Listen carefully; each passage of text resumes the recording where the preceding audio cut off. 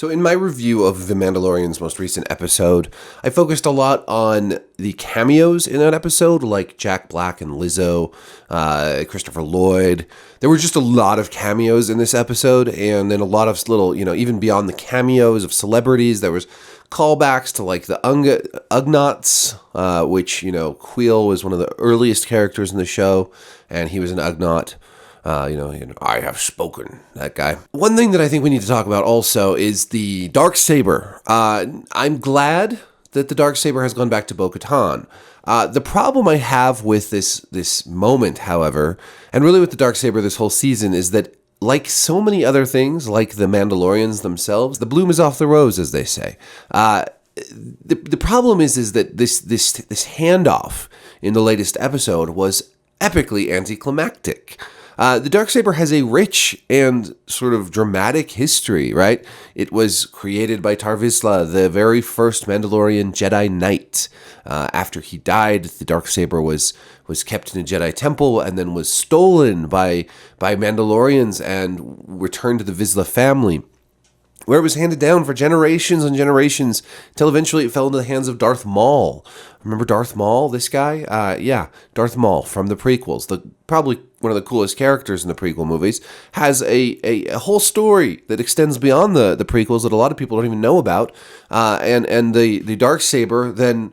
there was a lot more to the story, dramatic battles, including a duel with Darth Sidious, and eventually the Darksaber goes to Sabine, and then who gives it to Bo-Katan, who then loses it in the ensuing destruction of Mandalore, and it goes to Moff Gideon.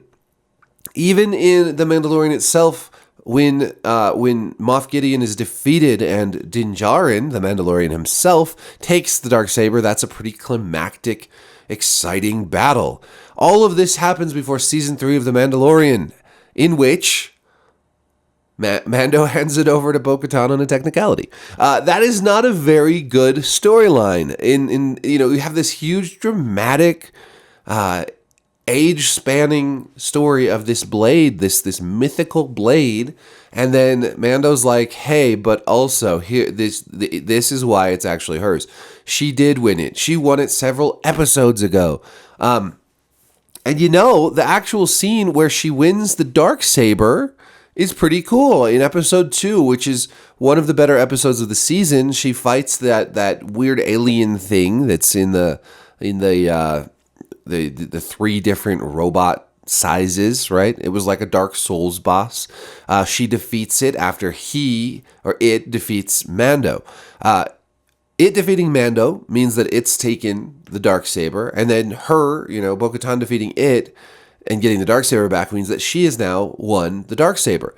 But for whatever reason in the scripts, she gives it back to Din Djarin, and then he has to give it back to her again. It's sort of ridiculous that the Darksaber has, it's, for one thing, it's just crazy that Bo-Katan, who's been wanting this thing for so long and finally wins it in battle, would just hand it back over without a second thought, without thinking to herself, "Hey, I just won this in battle. Like, this is mine now. This solves all these problems I've been having."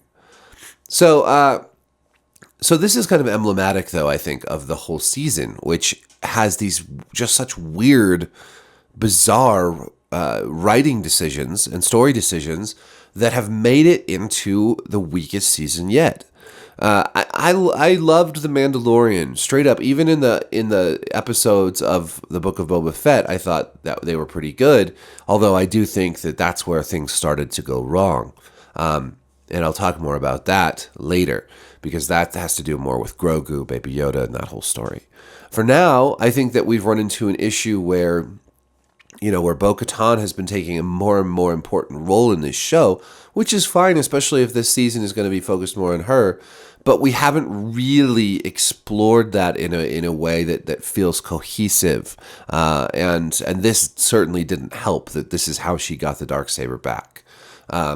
I've liked the parts where she sort of she saw the mythosaur. She struggled with her beliefs, with maybe this older more zealous tradition is what she should follow, etc., etc. Maybe her way wasn't the way. Maybe this way's the way.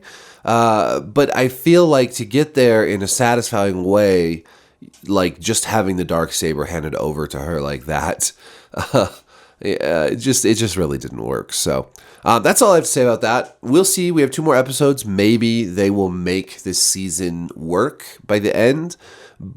But this is the first season where I have not eagerly gone back and rewatched the episodes and been excited about where it's all headed. Because I don't know. It doesn't seem to be headed anywhere particularly fast. So thanks for watching. Be sure to like and subscribe. Hit that notification bell. And peace.